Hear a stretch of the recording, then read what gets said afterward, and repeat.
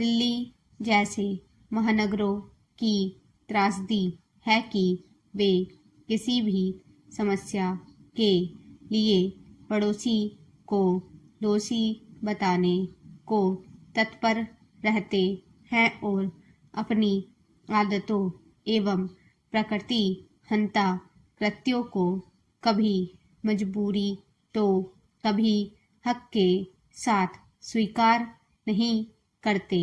यह बात प्रदूषण नियंत्रण बोर्ड ने फिर से कही है कि दिल्ली के प्रदूषण का मुख्य स्रोत वाहनों से निकलने वाला उत्सर्जन है, जिसका अति सूक्ष्म कण 2.5 में भागीदारी 18.8% है। दुर्भाग्य यह है कि सभी जानते हैं कि दिल्ली की हवा को खराब करने में सबसे बड़ी भूमिका वाहनों से निकले धुएं और खासकर सड़कों पर लगने वाले जाम की है, लेकिन समूचा तंत्र इस विषय में पूरी तरह से गैर संवेदनशील है। इसके बावजूद वाहनों के परिचालन में सख्ती के लिए न निवासी तैयार हैं, न वाहन बेचने एवं कर्ज देने वाली वित्तीय संस्थाएं और न ही पेट्रोल डीजल बेचने वाली लॉबी। वाहनों के उत्सर्जन में नाइट्रोजन ऑक्साइड गैस भी होती है, जिसके कारण वायु प्रदूषण गंभीर होता जाता है। हमें समझना होगा कि वाहन चलने से केवल ईंधन उत्सर्जन ही हवा को जहर नहीं बनाता, बल्कि वाहन में लगी बैटरी से निकलने वाले अम्लीय अदृश्य धुएं और टायरों के सड़क से घर्षण से उत्पन्न बहुत बारीक रबर कण भी कम जानलेवा नहीं होते।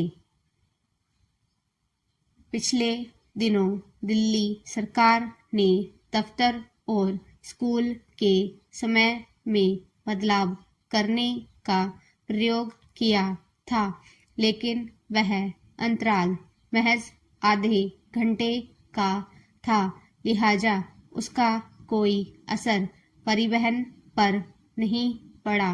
कई बार तो लगता है कि सरकार में बैठे लोग इंसानों की जान बचाने से अधिक अदालतों के सामने अपनी खाल बचाने के लिए गैर जरूरी प्रयोग कर अपने कर्तव्यों की इतिश्री मान लेते हैं।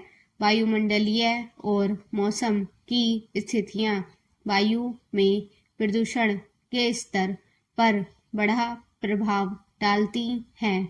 हवा की गुणवत्ता खराब होने के दो ही बड़े कारण हैं, हाइड्रोकार्बन और धूल।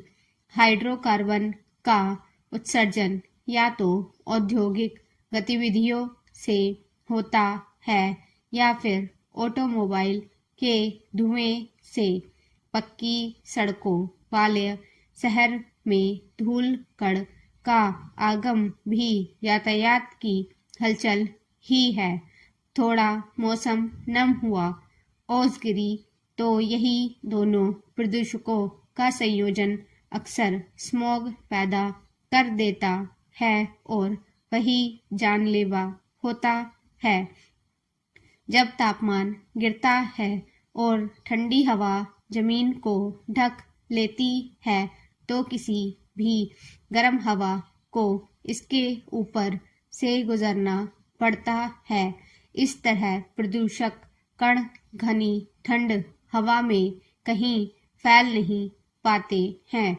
इस प्रकार धूल और जहरीले कणों वाली हवा पूरे परिवेश को ढक लेती है स्टॉप।